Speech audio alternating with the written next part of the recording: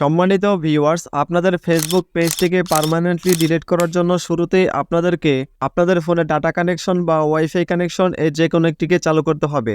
এবার আপনাদেরকে চলে যেতে হবে আপনাদের ফোনের যে প্লে স্টোর অ্যাপ্লিকেশন রয়েছে সেই প্লে স্টোর অ্যাপ্লিকেশনে। প্লে স্টোর অ্যাপ্লিকেশনে আসার পর আপনারা এখানে প্লে স্টোর অ্যাপ্লিকেশনের যে সার্চ বার সেটা কিন্তু পেয়ে যাবেন। এখানে আপনাদেরকে সার্চ করতে হবে ফেসবুক লিখে। ফেসবুক লিখে সার্চ করলে কিন্তু আপনারা ফেসবুকের যে অফিসিয়াল অ্যাপ্লিকেশনটা সেটা কিন্তু পেয়ে যাবেন। এবং অবশ্যই আপনারা এই ফেসবুক অ্যাপ্লিকেশনটিকে ইনস্টল করে নেবেন। আর আপনার যদি ইতিমধ্যে ইনস্টল করা থাকে এবং যদি আপডেট চাই তাহলে অবশ্যই আপডেট করে নেবেন। আমার ইনস্টল এবং আপডেট দুইটাই করা আছে, তাই আমি এখান থেকে বের হয়ে চলে আসলাম। এবার আমাদের ফেসবুকের যে অ্যাপ্লিকেশনটি রয়েছে সেই অ্যাপ্লিকেশনটিতে ক্লিক করে এটাকে ওপেন করে নিব।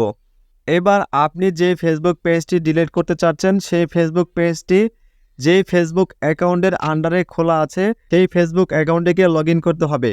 আমি আমার ফেসবুক পেজটি যে ফেসবুক অ্যাকাউন্ট দিয়ে খুলেছি সেই ফেসবুক অ্যাকাউন্টটি কিন্তু এখানে লগ ইন করে নিয়েছি। আপনারাও অবশ্যই লগ ইন করে নেবেন। লগ ইন করা কমপ্লিট হয়ে গেলে আপনারা উপরের দিকে আপনাদের ফেসবুক অ্যাকাউন্টের যে লোগোটা রয়েছে সেই লোগোটা দেখতে পারবেন। এখানে জাস্ট একটা ক্লিক করে দিবেন, তাহলেই আপনাদের সামনে ঠিক এরকম একটা পেজ আসবে। এবার এখানে দেখতে পাচ্ছেন একটা অ্যারো বাটন, এই অ্যারো বাটনে একটা টাচ করে দিবেন, তাহলে আপনাদের ফেসবুক অ্যাকাউন্টের আন্ডারে যতগুলো পেজ রয়েছে সবগুলো কিন্তু এখানে দেখাবে।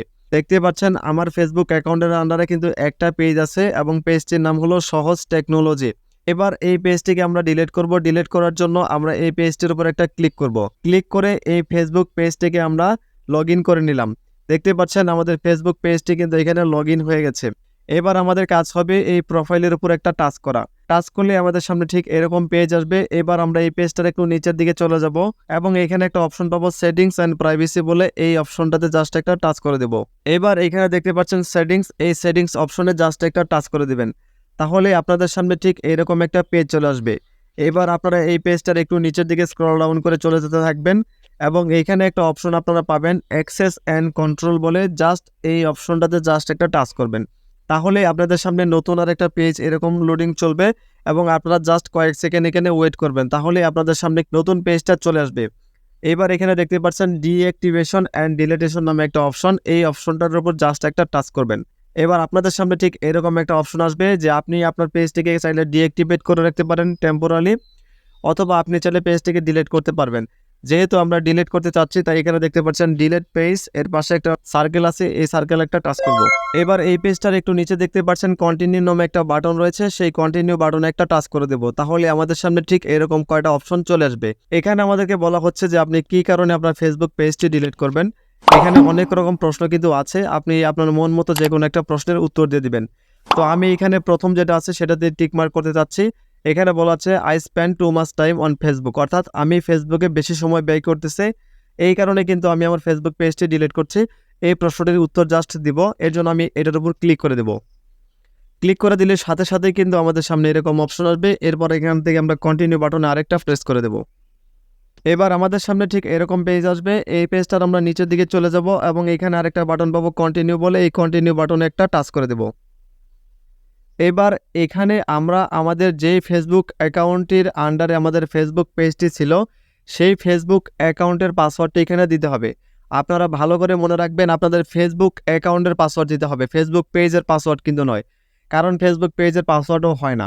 তো আপনারা আপনাদের ফেসবুক অ্যাকাউন্টের যে পাসওয়ার্ডটি রয়েছে সেই পাসওয়ার্ডটি নির্ভুলভাবে এই বক্সে দিয়ে দিবেন। ফেসবুক অ্যাকাউন্টের পাসওয়ার্ড দেওয়া হয়ে গেলে আপনারা এখানে পাবেন কন্টিনিউ বাটন, এই কন্টিনিউ বাটনে আরেকটা টাচ করে দেবেন, তাহলেই আপনাদের সামনে নতুন আরেকটা অপশন এখানে চলে আসবে। এই পেজটাতে বলতেছে যে আপনারা ফেসবুক পেজ ডিলিট করার জন্য কি কনফার্ম, যদি কনফার্ম হয়ে থাকেন তাহলে এখানে কন্টিনিউ বাটনে আরেকটা প্রেস করতে হবে। আমি এই কন্টিনিউ বাটনে একটা ক্লিক করে দেব।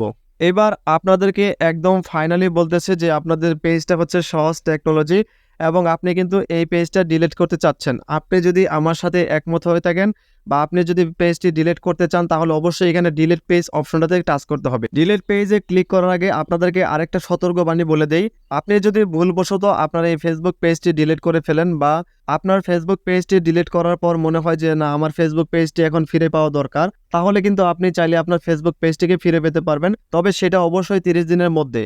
এই 30 দিন কিন্তু আপনার ফেসবুক পেজটা ডিঅ্যাক্টিভেট থাকবে। আপনি যদি আবারও চান যে আপনার ফেসবুক পেজটাকে ফিরিয়ে আনবেন তাহলে কিন্তু এই 30 দিনের ভিতরে ফিরিয়ে আনতে পারবেন। সেই বিষয়টা নিয়ে যদি আপনারা ভিডিও চান অবশ্যই সেটা কমেন্টস বক্সে আমাকে লিখে জানান। তো আমি চাচ্ছি এই পেজটাকে ডিলিট করে দেবো, তাই এখানে ডিলিট পেজ যে অপশনটা পাচ্ছি এটার উপর একটা টাচ করে দেবো। এবার দেখতে পাচ্ছেন ফেসবুক পেজটা কিন্তু ডিলিট হয়ে আমাদের যে ফেসবুক অ্যাকাউন্টের হোম পেজ সেটাতে নিয়ে চলে আসছে। সম্মানিত ভিউয়ার্স, আমার ফেসবুক পেজটি ডিলিট হয়েছে কিনা প্রমাণ দেখানোর জন্য যদি আমি আমার ফেসবুক প্রোফাইলে ক্লিক করি, ক্লিক করার পর সাথে সাথে কিন্তু আপনারা এখানে দেখতে পাচ্ছেন অ্যারো বাটন। এই অ্যারো বাটনে যদি আরেকটা টাচ করি, একটু আগে কিন্তু এখানে ফেসবুক পেজ যেটা ছিল সেটা কিন্তু দেখাচ্ছিল। এখন কিন্তু সেই ফেসবুক পেজটা এখন আর দেখা যাচ্ছে না, অর্থাৎ আমাদের ফেসবুক পেজটা কিন্তু ডিলিট হয়ে গেছে। ফেসবুক পেজটাকে পার্মানেন্টলি ডিলিট করার জন্য অবশ্যই আপনাকে 30 দিন ওয়েট করতে হবে, তাহলে আপনাদের ফেসবুক পেজটি কিন্তু একদম পার্মানেন্টলি ডিলিট হয়ে যাবে। তো এই ছিল আমার আজকের ভিডিওটি যদি ভালো লেগে থাকে তাহলে অবশ্যই লাইক করবেন, কমেন্টস করবেন এবং কী বিষয়ে আপনি ভিডিও চাচ্ছেন সেটাও কিন্তু কমেন্টস করে আমাকে জানাতে পারেন। ধন্যবাদ সকলকে। আসসালামু আলাইকুম ওয়া রাহমাতুল্লাহ।